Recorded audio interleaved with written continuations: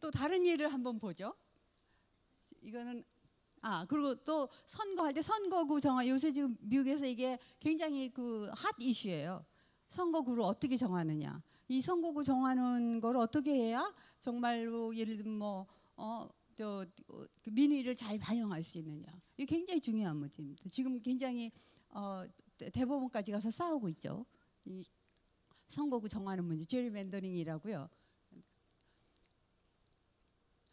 제가 두 번째는 병원 이야기를 한번 해보려고 그래요. 이게 이렇게 많이 썼는데 이건 읽지 마시고요. 제가 그림으로 한번 설명을 해볼게요.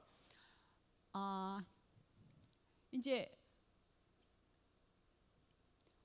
어떤 그 차 사고가 차 사고가 심하게 나가지고요. 응급실 환자가 실려왔어요. 그래서 엑스레이 검사를 해보니까 그러니까 뼈가 많이 부러졌어요. 근데 의식은 있고, 그래서 이제 그걸 하려고 그래요. 그러니까는 이제 와서 보고를 하니까 그럼 빨리 수술하도록 하자고 이렇게 말씀하세요. 근데 갑자기 저기 인턴이 오면서 큰일 났다. 이 사람 심장 박동이 막 이상하다. 수술을 절대로 지금 못할 것 같다. 이렇게 말을 해요. 그러니까 이 사람이 다시 말하면서 그 사람이 아까 자기가 갑상선 항진증이 있다고 그러면서 심장이 좀 이상할 때가 있다고 말을 했는데 그래서 그런가 봐요. 이제 그렇게 말했겠죠. 그러니까 이 사람이 갑상선 항진증은 정말 심장 박동 이상하게 만들 때가 많아. 이렇게 말해요. 근데 그 가족 중에 수학을 좀 한 사람이 있었어요. 그래서 이제 이 사람이 뭐냐면 항진증 약을 처방을 하고 그리고 안정이 되면 수술을 진행하자고 이렇게 말을 해요. 근데 가족 중에 사람이 와서 아니라고, 치료 증상을 치료를 중단하고 심장 박동이 왜 그런지 한번 조사를 해달라고 그렇게 다시 부탁을 해요. 가족 중에 한 사람이. 그러니까 이 사람이 생각이 나는 게 있어요. 옛날 대학교 때 배웠던 생각이 나요. 그러면서 다시 뭐라 그러냐면 오케이, 그럼 빨리 원인 찾아서 다시 원인을 조사해 보라고 이렇게 명령이 내려가요. 그래서 조사를 해보니까 뭐가 나왔냐면 그 환자가 간이 망가진 거예요. 간이 망가져서 지금 이게 그 심장 박동이 이상한 거예요. 그래서 이제 간 수술을 5분 안에 준비하라고 이런 명령이 떨어져요. 이거 이해하셨겠어요? 이해하셨겠어요? 제가 그림으로 설명을 해볼게요. 수학적인 그림으로. 다이어그램을 그려보면 이렇게 돼요. 그러니까 갑상선 항진증이 있는 사람이 대부분이, 제가 조금 약간 과장은 했어요. 심장 박동 이상이 있는 게 거의 이렇게 뭐 90% 된다 그럽시다. 그러니까는 이 아까 말한 의사는 이 갑상선 항진증 때문에 일어난 거다. 이렇게 생각을 한 거예요. 근데 그 집에 수학을 좀 한 사람이 어떻게 생각을 했냐면 이 그림을 자기가 아는 거예요. 그러니까 심장 박동 이상이 있는 거는 이유가 여러 가지예요. 그 중에 일부가 갑상선 항진증 중에서는 심장 박동 이상이 거의 대부분이지만 심장 박동 이상을 볼 때는 갑상선 항진증에서 일어나는 게 굉장히 일부예요. 그러니까 이 의사가 옛날에 배웠던 생각이 나서 다시 검사를 해라. 그래갖고 간에서, 이건 지금 실제로 있었던 일이고요. 미국의 병원에서. 그래서 이 사람의 생명이 살아났어요. 가족 중에 누가 수학하고 있는 사람이 있으면 생명이 구해져요. 그죠? 다른 거 하나 더 볼까요? 마케팅 부서 한번 이야기를 해보죠. 마케팅 부서 이야기인데요. 이제 그 회의를 해요. 마케팅 부서에서. 그런데 이 사람이 뭐라 그러냐면 큰일 났다고 그래요. 아니, 우리 제품 충성도는 70%인데 그 경쟁회사 제품의 충성도는 80%다. 충성도라는 게 뭐냐면 우리 제품을 샀던 사람이 또 사는 거. 또 살 확률이 이건데 저쪽 회사 제품을 샀던 사람은 또 살 확률은 80%다. 그러니까 이게 큰일 났다. 그러면서 뭐라 그러냐면, 그러니까 이 팀장이 지금 현재 점유율이 우리가 6이고 걔네가 4 정도인데 이거 걱정이네요. 그리고 이제 걱정하고 있어요. 그래서 이 사람이 이게 그냥 걱정하실 정도가 아닙니다. 이게 6개월 후에 보면 6개월 후에 보면 지금 우리가 70%인데 아니 60%인데 그거에 70%만 돌아오고, 그다음에 저쪽에서 우리가 40%는 저쪽에서 40%는 20%만 돌아오고, 충성도가 80%이기 때문에 우리 회사로 오는 거는 20%거든요. 그렇게 0.5, 0.5가 돼요. 6개월 후는 우리가 마켓 쉐어가 같습니다. 그다음에 한 번 더 하면서 뭐라 그러냐면 1년 후에 두 번만 하면 그러면 우리 쉐어가 더 떨어집니다. 이렇게 우리가 0.45고 이쪽은 0.55가 됩니다. 우리가 적어집니다. 너무 걱정이 돼서 그 이야기를 해요. 그러니 근데 사람들이 이제 회의를 하다가 큰일 났네. 점유율이 0으로 가는 거 아니야? 내 자리 없어지는 거 아니야? 이렇게 걱정을 하게 되죠. 아무래도. 그러니까 이 팀장이 가만히 계세요 보세요. 이대로 가서 5년 뒤에 어떻게 될지 한번 제가 생각해 볼게요. 어떻게 될 건가 5년 정도 나면. 그러고서 이 계산을 하면서 한참 있다 계산하고서 그렇게 걱정하진 않아도 될 것 같다고. 결국은 4대 6으로 바뀐다. 물론 이거 좋지 않죠. 이제 그러면 하지만 망하는 게 아니라 0으로 가는 게 아니라 4대 6으로 가니까 거기서부터 다시 출발하지. 이거 어떻게 하면 극복할 수 있나 이렇게 생각할 수 있죠. 하지만 최소한 4대 6이 된다. 이렇게 계산을 해냈어요. 아 정말 다행이다. 그런 거죠. 그러면 이 사람들이 어떻게 계산을 했느냐. 이거는 이제 고등학교 때도 안 배우신 분이 계실 텐데요. 잠깐 그냥 소개만 할게요. 행렬이라는 게 있어요. 이게 뭘 표시하냐면 가제품을 쓰던 사람이 가제품 또로 쓸 확률은 0.7, 가제품 쓴 사람이 나제품으로 가는 건 0.3, 나제품 쓰던 사람이 가제품으로 올 확률은 0.2, 이 나에서 나로 충성도는 0.8. 이게 이쪽 충성도가 0.7, 이쪽의 충성도 0.8 이렇게 되는. 그걸 이렇게 제가 행렬로 표시를 하면 이렇게 표시가 돼요. 0.7, 0.3 이렇게. 지금 이 행렬을 한 번도 안 들어보신 분은 그냥 제가 말하는 거 그냥 잊어버리세요. 딴 생각하시고 계셔도 돼요. 근데 하여튼 이렇게 행렬이 돼요. 그리고 현재가 뭐냐면 0.6, 0.4예요. 그래서 아까 박대리 계산이 뭐였냐면 아까 제가 그냥 요거거든요. 요거가 요거 곱하기 요거 곱하기 요거. 그다음 밑에 거는 요거 곱하기 요거 곱하기 요거 한 거예요. 행렬을. 그러니까 이게 0.5, 0.5가 나와요. 그다음에 김 팀장이 계산한 거는 뭐냐면 6개월 단위로, 그러니까 5년 후에 6개월 단위로 5년 후니까 10번. 10번 하면 뭐가 나오냐? 0.4, 0.6이 나와요. 그래서 김 팀장이 5년 후에는 0.4, 0.6으로 변화해야 돼요. 그러면 이렇게 되면 이거 어떻게 해야 되느냐? 이제 그때부터 논의가 시작되겠죠. 이런 현실을 깨닫고 이제 0으로 가는 게 아니라. 이런 이것도 실제로 있었던 일입니다. 이게 전부터. 그 다음에 또 한 가지 있었던 일을 법정 이야기인데요. 법정에서 이런 일이 있었어요. 제가 그림으로 설명을 하죠. LA에서 강도 사건이 발생했어요.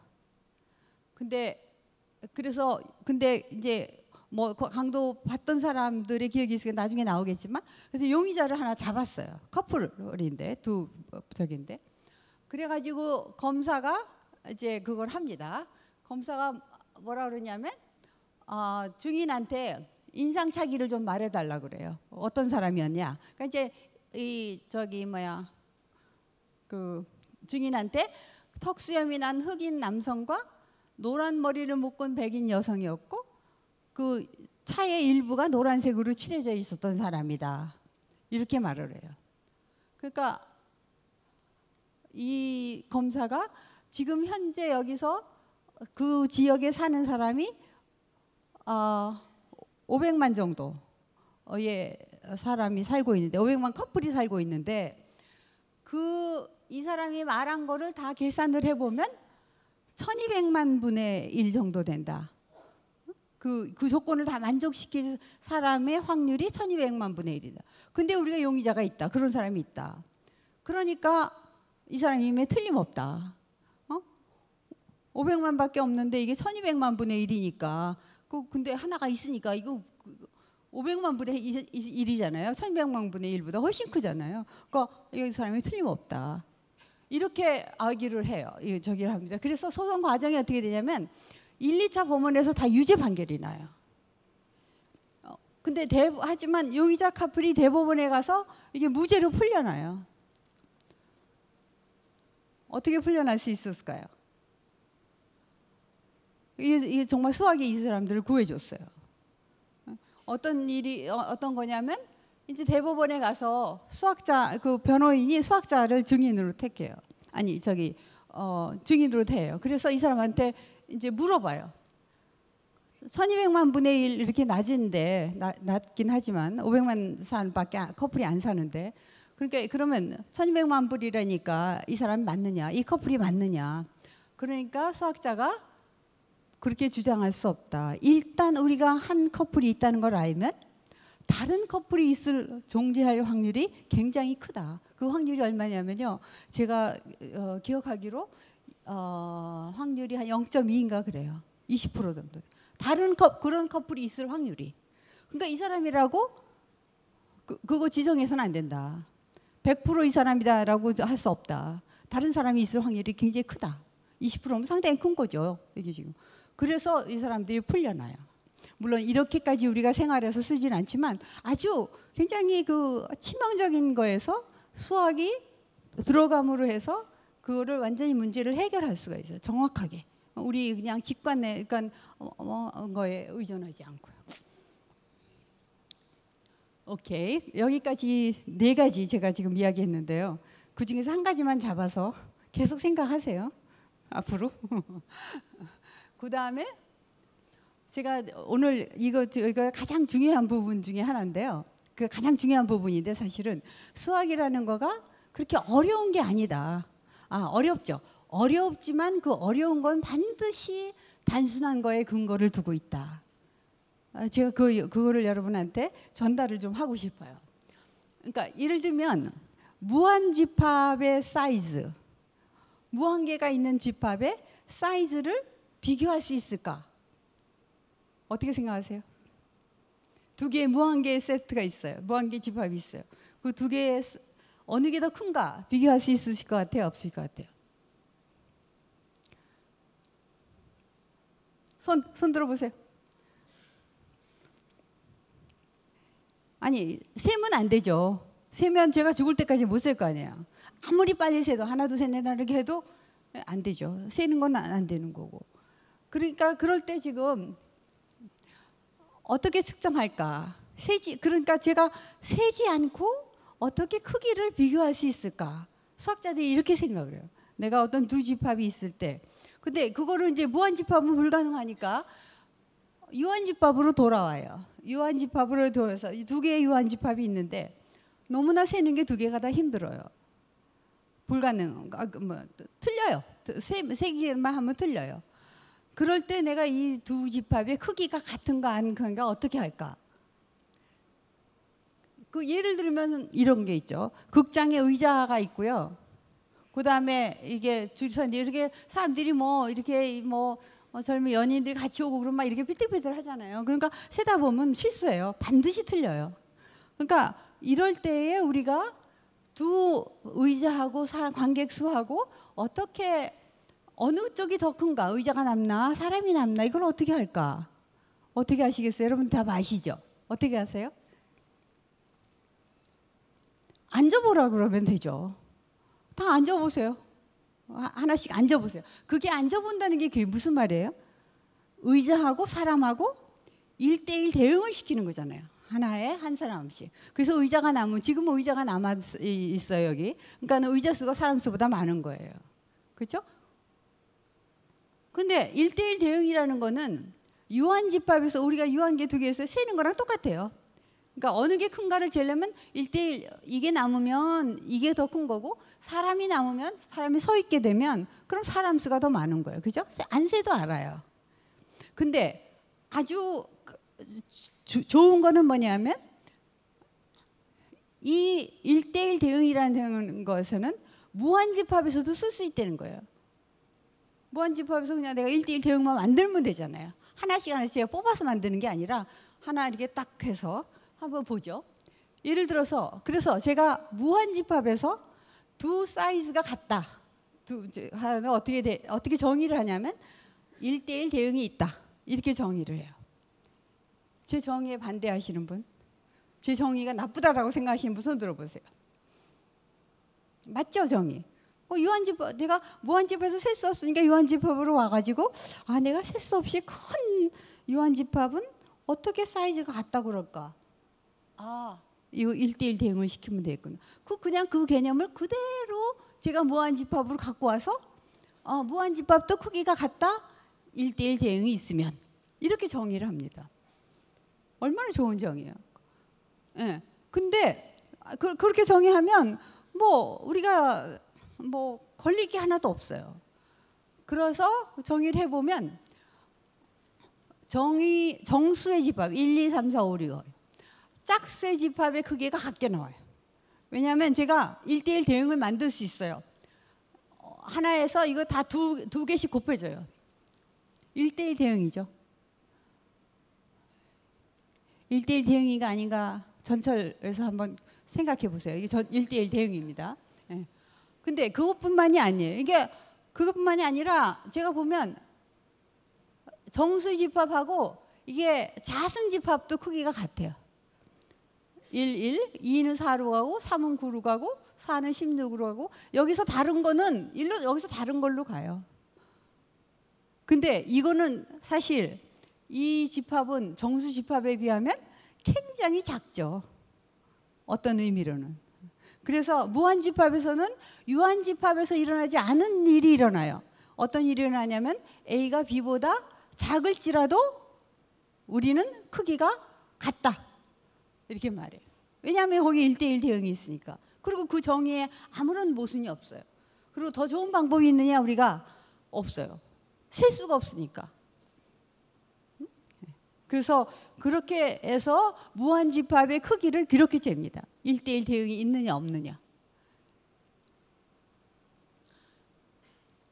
여기서 제가 말하고 있죠. 여기는 굉장히 조그만 세트인데 이 정수 집합에 비하면 그런데도 우리 1대1 대응이기 때문에 크기가 같다.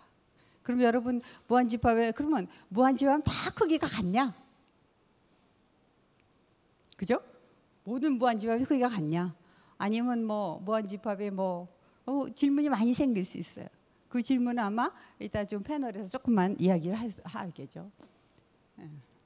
질문 있으세요? 굉장히 단순해요. 무한집합의 크기 어떻게 재느냐? 유한집합에서 하던 식으로 한다. 그죠? 그러니까 유한집합에서 우리가 초등학교 때 배울 때는 세는 거로 했는데 세는 거는 여기 못하니까 유한집합으로 돌아가서 세는 거 말고 어떻게 다르게 할 수 있을까 생각해보고 그 개념을 그대로 무한집합으로 갖고 와서 거기다 그냥 적용을 해요. 수학이 반드시 이렇게 돼요. 어떤 게 어려운 문제가 있을 때 쉬운 문제로 돌아가서 거기서 어떻게 하면 될까 생각해보고 다시 옵니다. 다른 예 한번 들어보죠. 넘어가기 전에 제가 이게 있어서 여러분한테 그냥 돌려드리고 그냥 지나가려고 그래요. 여기 질문을 하거든요. 그 질문에 대한 대답은 이상한 바퀴 얘기입니다. 연속해서 들어보세요. EBS에 들어가셔서. 큰 바퀴 안에 작은 바퀴가 있습니다. 작은 바퀴 둘레는 큰 바퀴보다 작습니다. 당연히.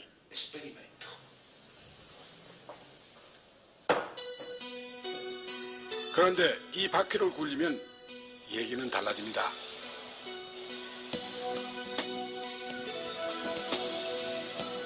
작은 바퀴가 그리는 궤적은 큰 바퀴가 그리는 궤적과 같습니다. 둘레가 다른데 왜 이럴까요?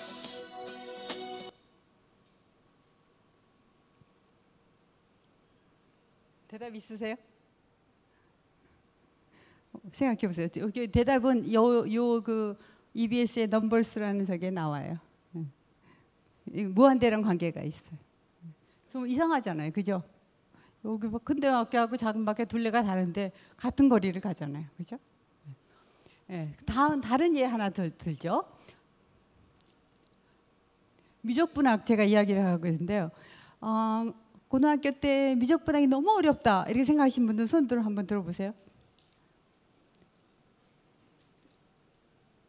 아유, 얼마 안 되시네. 그래도 저는 반 이상은 그러실 줄 알았는데. 오케이, 미적분학이 어렵지 않다. 제가 오늘 확신을 한번 시켜드릴게요. 미적분학이라는 게, 그러니까 적분을 오늘 미분은 아마 저기 4강인가 5강에서 한번 이야기하실 거고요. 적분 한번 이야기를 해볼게요. 적분이 뭐냐면 함수가 이렇게 울퉁불퉁한 함수의 아래에 면적을 구하라. 면적을 구하는 게 적분이에요. 그게 바로 적분학인데요. 근데 그러면 여러분이 저한테 질문, 왜 울퉁불퉁한 함수의 아래 면적을 구할 때가 뭐가 있냐 이렇게 물으실 수 있는데 사실 대부분의 함수는 울퉁불퉁해요. 그러니까 예를 들면 여러분이 차를 몰고 간다. 여기서 운전해서 간다. 그럴 때 차 속도가 일정하지 않잖아요. 나갈 때는 조금 느리게 나가다가 이제 속도가 붙으면 조금 했다가 그 다음에 또 경찰이 있으면 좀 줄였다가 또 뭐 이렇게 나가잖아요. 그죠? 그러니까 속도가라는 것도 이게 울퉁불퉁해요. 높았다 나왔다 높았다 나왔다. 그러면 그런 속도를 가지고 간 거리를 재라. 얼마나 갔냐? 물론 요새는 다 차 안에 있죠. 그렇지만 그렇게 쉬운 예를 들었을 때도 그게 뭐냐면 이게 속도라고 생각을 하면 속도 곱하기 시간 그게 거리잖아요. 그렇죠? 근데 속도가 이렇게 변해요. 그래서 속도가 변했을 때에 간 거리 그러려면 이거 적분해야 돼요. 그래서 적분이라는 게 다른 게 아니라 굉장히 일상생활이 흩어져 있는 거예요.